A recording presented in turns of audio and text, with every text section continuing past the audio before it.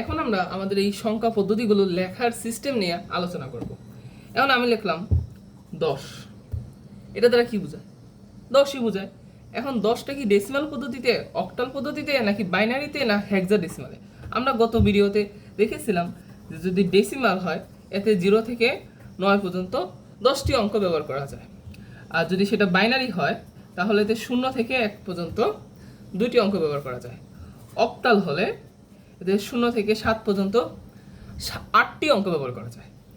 আর যদি হেক্সাডেসিমাল হয়, ব্যাক লিখে রাখি, হেক্সাডেসিমাল, তাহলে 16টি অঙ্ক ব্যবহার করা যায়, 0 থেকে 9, এ থেকে F।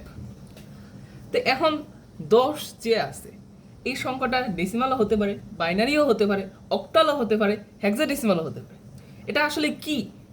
যদি আমি এখানে ব্র্যাকেট দিয়ে নিচে 2 লিখি, 2টা হলো ভিত্তি, তার মানে এই সংখ্যাটা বোঝাবে এটা একটা বাইনারি সংখ্যা। এখন এই 10 লিখে আমি যদি নিচে আবার 10 লিখি, তার মানে এটা বোঝাবে এটা একটা ডেসিমাল সংখ্যা। এখন এখানে যে আমি বললাম এটা 10, আসলে এটা 10 না, এটা উচ্চারণটা হবে 10 বা 10। 10 বললে তো 10 তো ডেসিমালে হয়, বাইনারিতে তো আর এটা 10 না। আমরা পরবর্তীতে দেখব এটার ডেসিমাল সমতুল্য মান হলো 2। আচ্ছা, এটা আমরা পরবর্তীতে দেখব। এখন আমি লিখলাম এটা, যদি আমি এখানে 10 দিই, ভিত্তি 10 দিই, তাহলে সেটা 100। যদি আমি এটাকে এইভাবে লিখি, এটা দ্বারা বোঝায় এটা একটা অক্টাল সংখ্যা, এবং সংখ্যাটা কিভাবে পড়বো? 100 বা 100।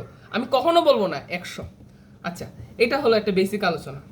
এখন আমি এটা লিখলাম, দিয়ে এভাবে দিলাম, এটাকে কি বলে? এটা হচ্ছে 10.10। তো এই যে বিন্দুটা আছে এটাকে দশমিক বিন্দু বলে, কিন্তু আইসিটির ভাষায় এটাকে বলা হয় রেডিক্স পয়েন্ট। কি বলে? Radix point. একই রকমভাবে 12.25 আমি দিলাম 8। এটা কিভাবে করবো আমরা?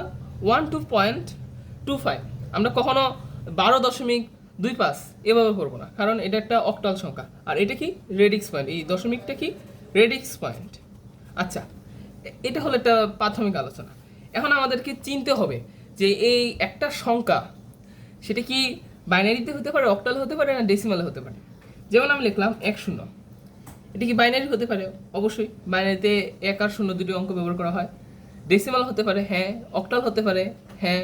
হেক্সাডেসিমাল হতে পারে, হ্যাঁ। সবগুলোই হতে পারে। এখন আমি লিখলাম 2, 1। আচ্ছা, এটা কি বাইনারি হতে পারে? না, এটা বাইনারি হতে পারে না, কারণ বাইনারির মধ্যে 2 নাই। এটা ডেসিমাল হতে পারে, হেক্সাডেসিমাল হতে পারে, অক্টাল হতে পারে। এরপর আমি লিখলাম 3, 5।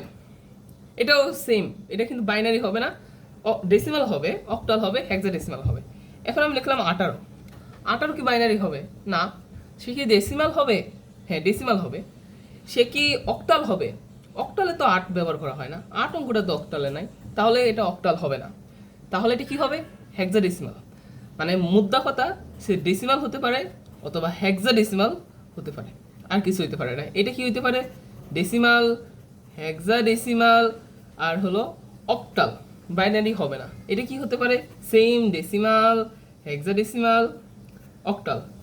আর এটা সবই হইতে পারে, বাইনারি হইতে পারে, ডেসিমাল হইতে পারে, হেক্সাডেসিমাল হইতে পারে। আমি হেক্সা দেয়া হেক্সাডেসিমালে বুঝাইতেছি, আবার হেক্সা অন্য কিছু মনে করেন না। আর অক্টাল, চারটাই হতে পারে।